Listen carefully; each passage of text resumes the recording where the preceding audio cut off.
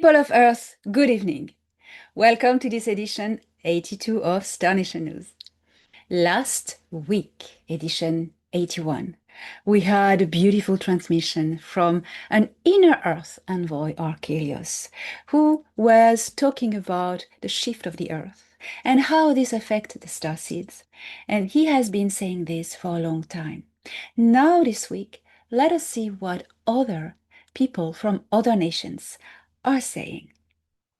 I will take you to the Camelopardalis constellation to meet with a very interesting culture. But before we get there, fasten your seatbelts and engage.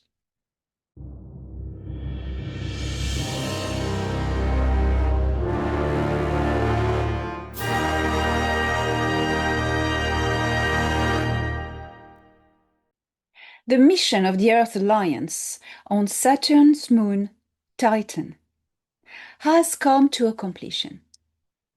This mission, started 2 years ago, was aiming at studying the architects' ancient cities in the upper atmosphere of Saturn. Indeed, since Ea, Prince Ea, or Enki as we know him better on Earth, withdrew on behalf of the empire of his father, Anu, from the engagement with the star system. Since Ea gave back the keys of the star system, especially Saturn, to the Earth Alliance, many scientific missions from the Earth Alliance have been happening to explore Saturn. Before, we couldn't approach, not even the Galactic Federation of Worlds couldn't approach the inner ring of Saturn, because Saturn was in the hands of Marduk.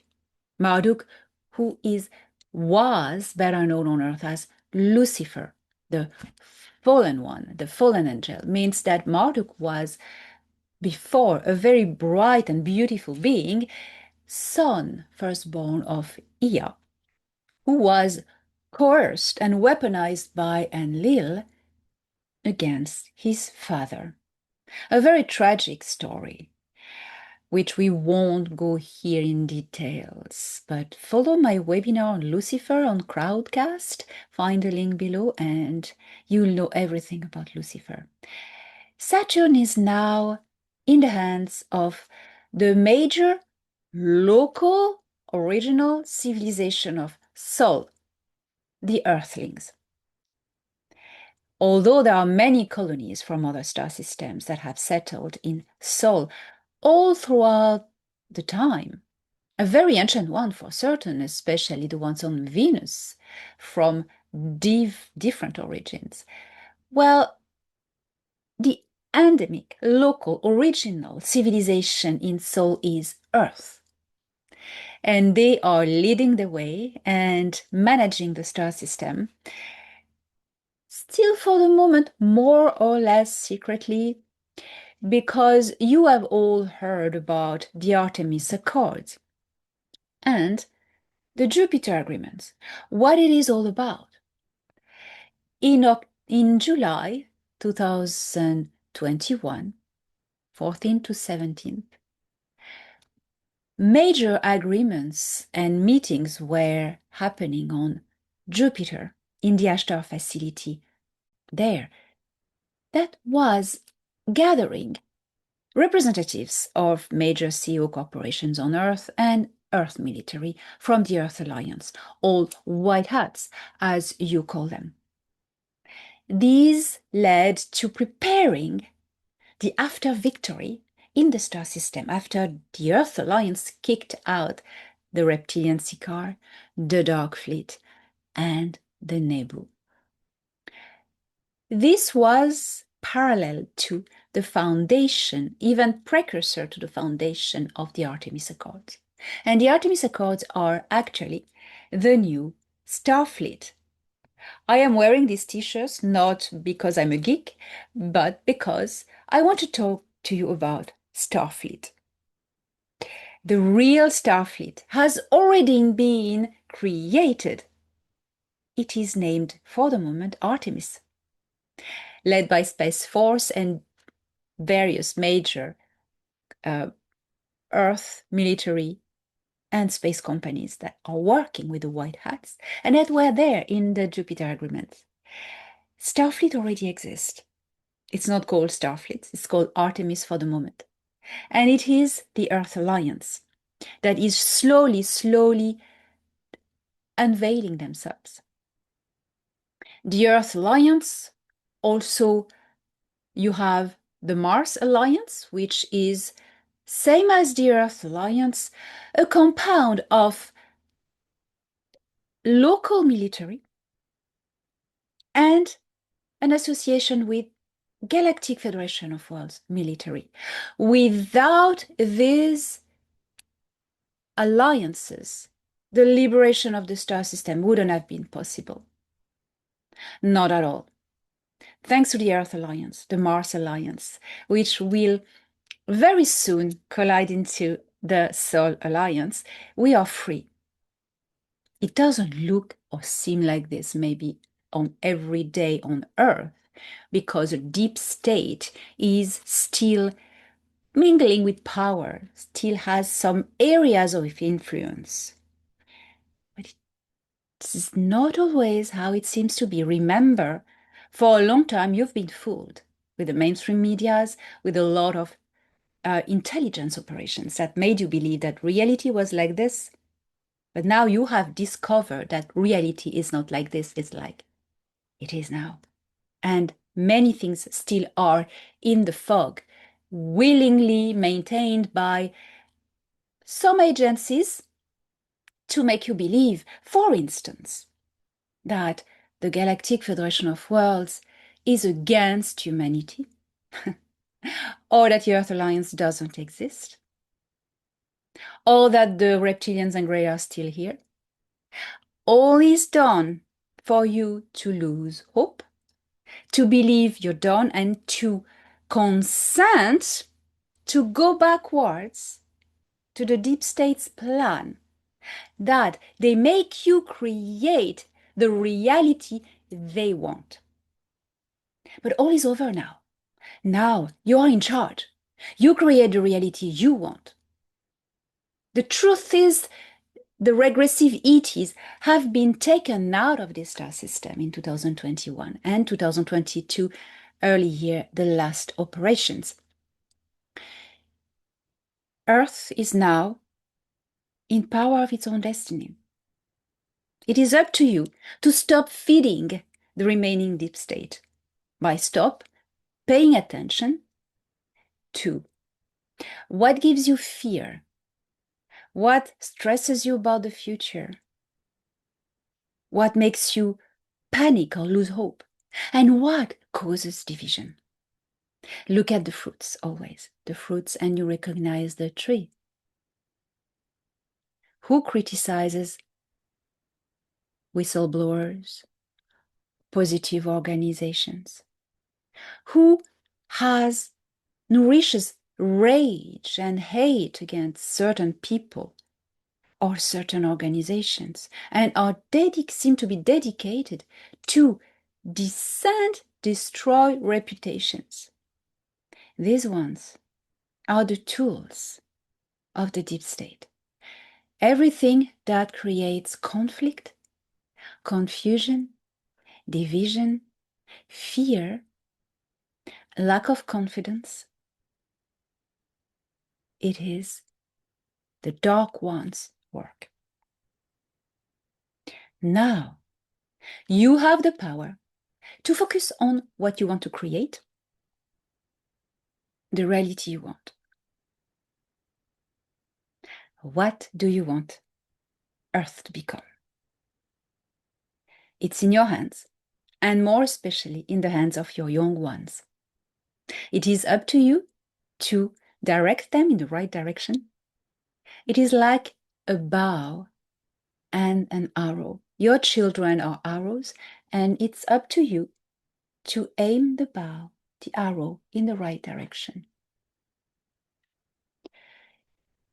The Earth Alliance is a cooperation between the Galactic Federation of Worlds and first the US Navy, after the early 1950s, where agreements were made with Eisenhower to build a defense force against the Nebu, because the Nebu were coming. It is now the past. The Nebu are not here anymore, and we shall stop talking about them. This vibration, this frequency doesn't exist anymore. Place to the new.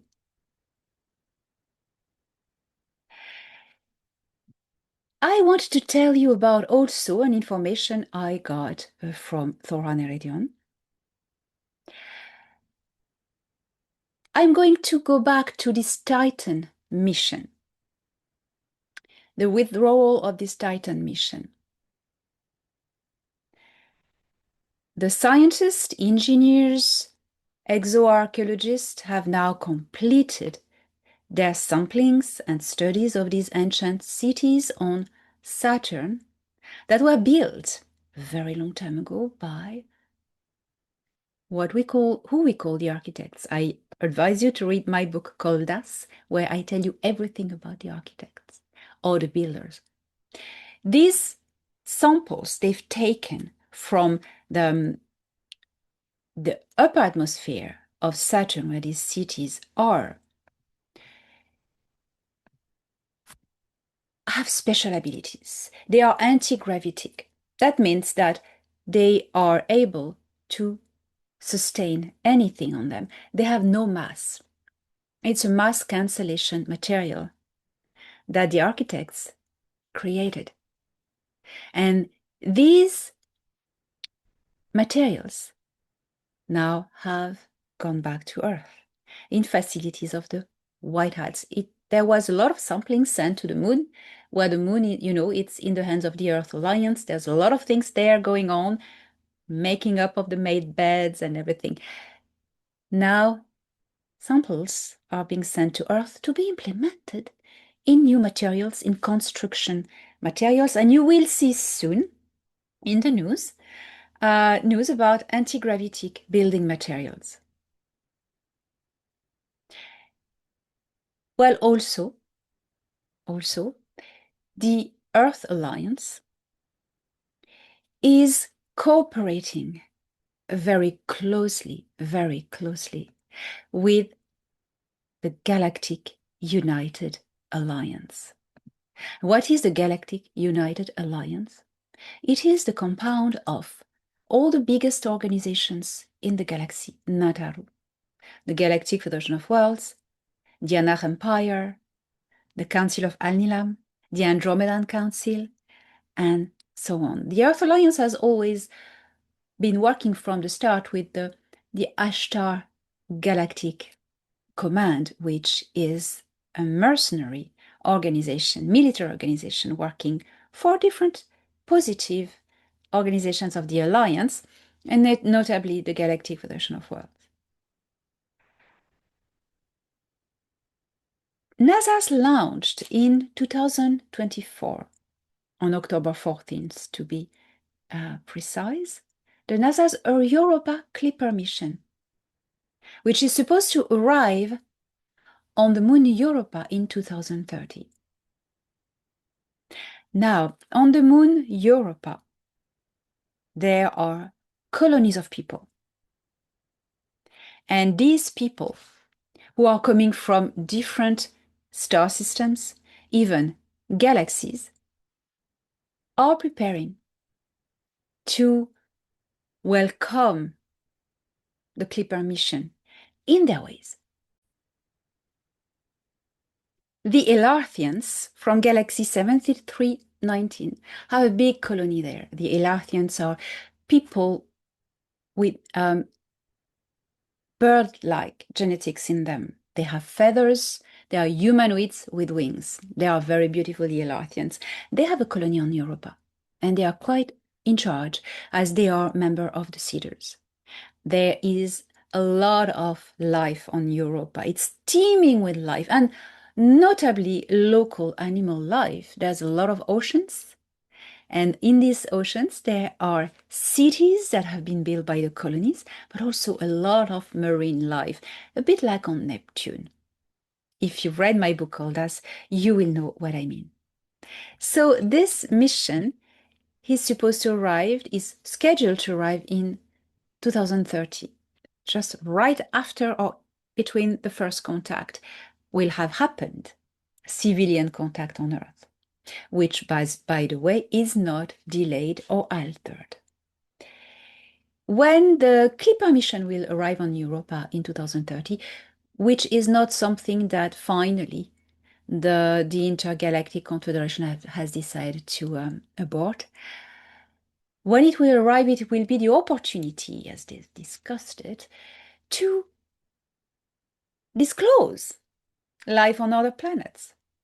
At the same time, first contact, civilian contact will occur on Earth if the plan is going well.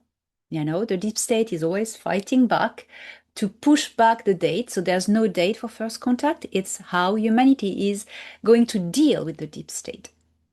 Remember, Thor Anaredion said, "It is not the great reveal that will set you free, but your endeavors to set yourselves free that will bring the great reveal." And by the great reveal, he was meaning first contact, major disclosure. You will hear about change of course, or not directionally in space, of the Clipper mission. You will hear about soon some changes or modifications in the settings of this particular little probe going there, looking for life. And this is because decisions have changed. They are not going to abort the mission, but use it as a tool for disclosing life on other planets. And there is going to be amazing things, as Mars also will be disclosed as bearing life. First microorganism and then bigger life when first contact will have happened with Earth. So what's going on Mars? Well, on Mars, there is terraforming going on. And this terraforming is operated by the Earth Alliance, of course, but especially the Galactic Federation of Worlds that has bases there with Alpha Centaurian colonies now from Silu and other worlds of these systems, Alpha A, Alpha B, and Beta Centauri. And also there is a big cooperation with the Earth Alliance to change the composition of the atmosphere using perchlorides, fungus, and elements, chemical elements that are slowly bringing back the atmosphere of Mars as it was before it was wiped out by the explosion of the fifth planet during the horrendous war that occurred a very long time ago. Mars had an atmosphere that was, it has at the moment, but the atmosphere of Mars was like Earth a long time ago. And Mars was the sister of Earth a long time ago. And so the Galactic Federation of Worlds is bringing back Mars to its original state, that all the people who survived and who have been living in underground facilities, rarely going to the surface, can now again settle on the surface. We are giving back to the Martians their original planet. And that is fantastic. This couldn't have been done before. Why is it happening now? Because now Mars has been liberated in 2021. The Sika reptilians and the Dark Fleet are not in control of Mars anymore. Mars has been liberated. So, you know, it's now time. It's now time we help these people finally to get their planet back. And this is a great joy, because when this is done, it is the time when Elon Musk will announce that we are settling colonies on Mars, but in fact, colonies are already there. You have no idea what's going on Mars, right? Do you have a looking glass that, you know, that looks what's going on the surface of Mars? You have no idea other than what NASA's photos are feeding you. Otherwise, You have no idea. No idea. You could be looking at a desertic area on Mars, but there's so much more. So much more.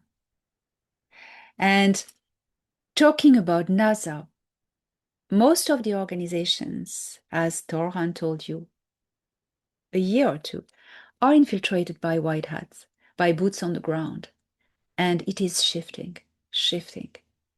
That is how the Federation managed to change things, infiltrating the dark organizations from within to change it at the top. And when the moment comes, boom, they are not a threat anymore. So this is what is happening in our star system at the moment. And you are going to ask about the Earth Alliance. What are they doing on the moon with the med beds? The med beds, which have been produced massively by the Earth Alliance with the great help of the Galactic Federation of Worlds, are now implemented on Earth. Slowly, slowly. Starting by the military, in underground facilities of the White Hats, where veterans and soldiers are being healed, and also children rescued from the underground. And then when it will be put public, well, it will be accessible to everyone. But we are not rolling them out public as long as the deep state is going to try to crush them or abort the operation. Talking about aborting operation, the deep state is at the moment trying to abort first civilian contact, by making people believe that the Galactic Federation of Worlds will make first civilian contacts with the population physically, that this organization is evil, has betrayed humanity, has made agreement with the dark cabal, etc. That is all, as you can see, counterintelligence programmings, probably coming from people who have been programmed in their youth by MK Ultra or abducted by Greys and programmed as well. All these people that have been programmed are now switching on because first contact is coming and they're going to tell you it's not. And the Galactic Federation of Worlds is the enemy. And, that is made especially to counteract the first contact. That when first contact happened, you do not befriend the Federation and you turn your back against them. That's for what it is done. There's been so many operations going on like this. I remember the first one coming a long time ago was a group of YouTubers getting contacts via Discord server, Seiya owned this Discord server. They were receiving information from real extraterrestrials, but from the wrong side, from the Alcyone star system, who worked very closely with the Dark Fleet. And the Dark Fleet allied with these Nordics from Alcyone. It's very known in the disclosure field that these Nordics were not good. It's difficult to tell apart between the different races of Nordic beings, Caucasian ETs, because it's like Earth humans. Some work for good, some work for bad. And it's not because you look like this that you're good or bad. We need to get these cliches from our head. We've been fighting this for hundreds of years on Earth. The physics does not translate the intention. Okay? And frequency, in the other hand, doesn't lie. Feel the frequency of the person. Don't listen to the words. Words can lie, frequency cannot. So people were groomed a long time ago to just for this moment in time. They were given true information by these negativities, scientific information, bits of the Prime Directive, historical elements, or things like this, to gain the trust of the public that when the time comes and they suddenly spread a wrong narrative about the Federation, people will believe them. The Prime Directive was given to different people on Earth. Everyone in the galaxy knows nearly by heart the Prime Directive. It is the basis of communication, contact, trade. Everybody knows. Everybody who has a spaceship has the Prime Directive embedded in the data of the spaceship. You know, everyone knows, everyone knows. And there are many contactees who have heard about the Prime Directive for a long time, because that's the first thing an ET organization are going to tell you about, Prime Directive, you know? And the Prime Directive was first really disclosed to Jane Roddenberry. Yes, ladies and gentlemen, Jane Roddenberry was befriended by Leslie Stevens IV, who was the son of a general, high-grade general in the U.S. Army and U.S. Navy, actually, and in contact with the Galactic Federation of Worlds. Of course, William Tompkins testified of these cooperation programs with the Galactic Federation of Worlds to build a solar warden fleet, for instance. So they knew everything about the Prime Directive already, and they gave it to Jane Roddenberry, who disclosed it in Star Trek. And there's a lot of people who have inspired themselves from this Prime Directive, because it's the foundation of everything. It's based on the cosmic law of evolution. The Anunnaki or Anahim have their own. It's called the Daya Kura. Interpretations may vary, but it's the same rules, really the same principles of ethics that respect evolution. I was also given the Prime Directive recently, and it was amazing to share it with the world. Read my book, We Will Never Let You Down. You have the complete text, Federation version of it. I also invite you to watch Star Trek and see how the Prime Directive works. Now, ladies and gentlemen, we have been really talking about all these incredible things that are happening in our star system. Let us see now what someone visiting our star system may have to comment.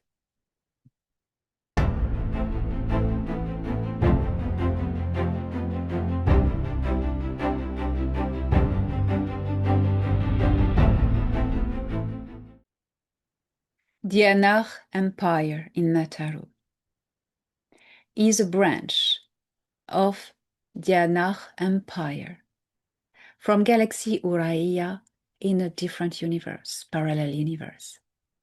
This branch arrived in our galaxy through the Bootes constellation, actually the Arcturus vortex, Arachnara as they called it.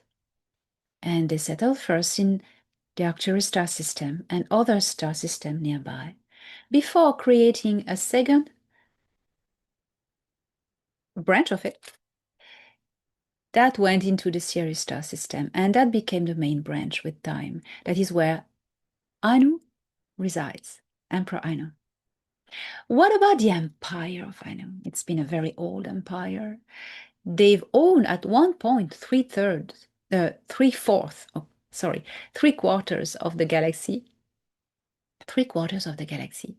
And it has receded since the Sikaar rose in power, the Nebu Grays rose in power, Anu's power receded, but still remained as 1%, one third. I have difficulty with thirds and quarters today. 1/4 actually of the galactic territories of Nataru. And Anu has learned his lessons. He's an immortal. He has really experienced a lot of failures and victories, and now he knows. He's not hungry for power anymore, as he was foolishly in the start that got him trapped with Queen Tia from the Sikaar. If you want to know more about all the story of Anu, Enlil, Enki, read the Athrahasis, the Enuma Elish, the Genesis of Eridu, the ancient text. That's where the truth is. And also, I written an article that is telling you exactly who is who. What am I saying in this article? I am saying that Prince Ea is the heir of the Annax Empire. And since Enlil has been arrested and things have gotten better, Ea is now back into power. And back into power, meaning he's seconding his father Anu. He is assisting him, and Anu promoted him ambassador for peace in Nataru. Annax ambassador for peace. And that's what Ea does at the moment. He's coming and going, trying to resolve conflicts and situations in the galaxy. And it's very, is very good. Is very good. Even situations where the Annax Empire are not involved, is not involved, Ea is going to go anyway and try to help the negotiators to find a solution as a mediator. He's a peace mediator, actually. He's now still residing in the Sol system. He goes where he wants. You know, Ea lives on his ship, Nibiru, which is not a planet. And now the Nibiru is in the upper atmosphere of Jupiter. Changes sometimes. He likes privacy, and it's a great way to hide there in the atmosphere of Jupiter. Nobody's going to find you there. It's very, I had to say, tormented and dark, and to hide a ship there is the best place. I have to say the traffic has increased with the hub, the Jupiter hub, recently. How does the Annax Empire function? Well, the head of the empire is in the Sirius B star system. The planet they name also Nibiru, but it's not really, it's a home world at the moment. The seat of the power is not a wandering planet, okay? What we've been mistaking for a wandering planet was Ea's ship that he called Nibiru as well. It's like if you call a spaceship that goes on exploration Earth 1, Earth 2. Anyways, so on the Sirius B, in the Sirius B star system, that the Anachim themselves call Ashtari. You know, Ashtar, Ash, the light, tar, the seed. It's all the same languages, ancient root languages of the area that passed Ashkera as the Tashkeru, Ashkeru. Name it, Ashtari, as the Anunnaki or Anachim name it. You know, it's all the same root languages. So I wouldn't pay much attention to just break your brain with that. Just know that on a planet of the Sirius B star system is the seat of the Annax Empire that has been undisclosed to Earth for a long time. That's why I haven't spoken about it in my first book, because it wasn't a time that people knew about this. Now you do. Anu is an emperor. He's a Atta Ra. Ra means supreme ruler, and Atta Ra, emperor, above the supreme rulers. Okay? Marduk was a Ra on Saturn. Enlil was a military Ra. And Ki wasn't a Ra. He had no power. He was a geneticist and a caretaker and custodian of Earth for a while, that's all. Now, Enki or Enlil, no, sorry, Ea, Enki or Ea doesn't have the title of Enki, custodian of Ki, anymore. We need to stop calling him Enki. Ea is Satura or Satra. He is prince. Sat or Satu means prince. Satura, prince of the empire. Voilà. Voilà. And he is dedicated to bring peace. He's been very involved, it still is very involved with the Earth Alliance, bringing the original, he brought the original Adamic sample to help humanity repair all the damages that have been done with time. This sample key, genetic key, is implemented in some medbeds that you can ask for if you want to try it. It will repair genetic diseases, restore your lifespan, but not straight away you will have a lifespan of 1,000 years. You will have maybe 100 years more, not, and long generations with genetic breeding with your children. Children will live longer, the children will live longer, etc. The normal lifespan of a human is between 600 to 1,000 years, Earth years. So you know that that's how you were at the start before Enlil. And his team of geneticists tampered with human DNA, which what Ea never wanted to do. Ea activated them. Ea engineered Adam and Eve, Adam and Hawa. But that's another story. So how the empire is working? You have the Atara, who is Anu, still clinging to the throne for a long while. I know Ea will take over the throne in the future, a long time in the future, but for the moment, Anu is just there. He's not interested in conquering territories anymore. He's just interested in peace. He's old. He's old. He's freaking old. And he's wiser. And Ea influences him a lot now. And it's really, really good. Really good, really good. It's been a very tormented family. So there's a pecking order. Ea takes his order from his father, but he discusses them with him. And Ea is so good at negotiation. He's so intelligent. His mind, I'm in love with his mind. He's an amazing mind, and he managed to influence Anu to take the right decisions most of the time, which is fantastic. I'm so proud of him. I'm so proud of him. We've been best friends for a long time.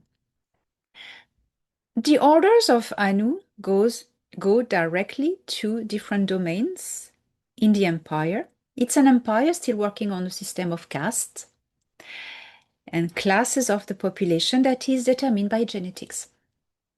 The royal bloodline has a special blood that is copper blood that is blue. And you have different races. Anahim is not one race, it's a compound of race. It's like the Galactic Federation of Worlds, it's like the Intergalactic Confederation. It's a compound of races. So among these races, you have different species. So the human Anakim are in the ruler class. And below them, you have ministers or heads of domains. There is no council. That is a very important thing. You will hear about the Nibiruan Council. This is an invention from the counterintelligence put in heads of people. There is no Nibiru Council or Nibiruan Council. This is not a thing. The orders of Anu go directly to the ministers that rule one area and one area and one area. And Anu has an entourage of advisors, but these advisors, such as Ishka has been a long time, you will learn who Ishka is. I've spoken about him in many videos. These advisors are not forming a council that takes decision. They are just talking directly to Anu and advising him. So that's something you need to be clear about.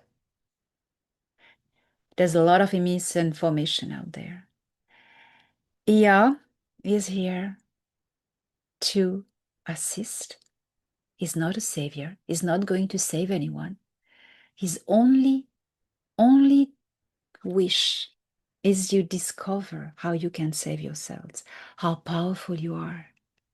His only wish is that you rise, humanity, into becoming who you truly are. And that has always been the greatest dream of Ea. His greatest aspiration is that the Tera'u, the key people, the key humans, finally embrace who they are and overcome hundreds of millennia of slavery, hundreds of thousands of millennia of slavery. So this is something you need to be aware. Read my article at this link and you will see exactly what is going on. Now, beautiful, beautiful people of Earth, I am inviting you with great joy to visit the Camelopardalis constellation. And the people you are going to meet there are surprising people. Ladies and gentlemen, please welcome the L'Herbe Erquette. See you next week.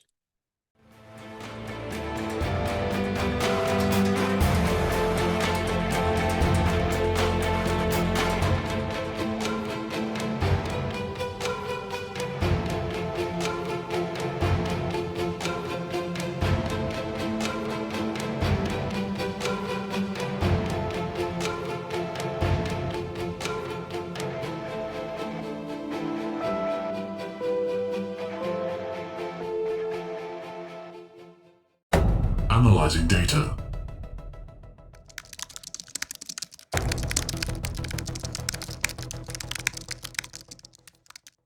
The L'Herbe are a peaceful and hospitable reptilian race that resides on Wuni, the third planet of the Juruyatan system, which orbits a red K13 spectral type star. They are vegan and have built their society on the principles of respecting all life forms and ensuring their right to live and thrive rapidly and happily. The L'Herbe value community and have a strong sense of family. They raise their children to be respectful and responsible adults.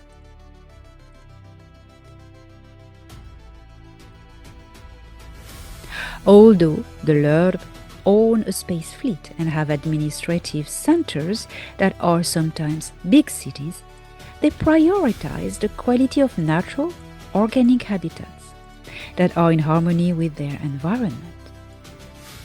They are members of the Galactic Federation of Worlds and the Galactic Guild of Merchants. The L'Herbe share their planet with a non-spacefaring culture, the Erquette, a peaceful reptilian subspecies of the L'Herbe.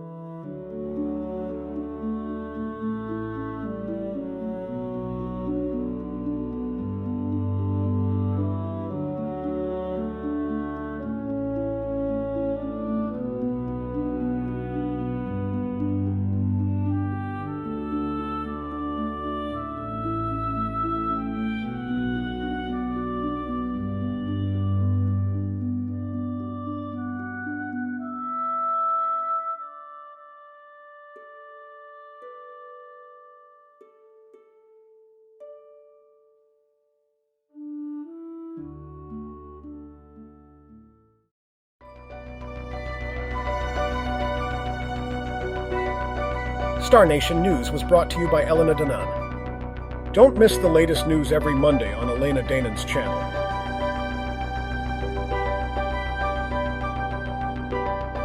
Video directed by StefZak.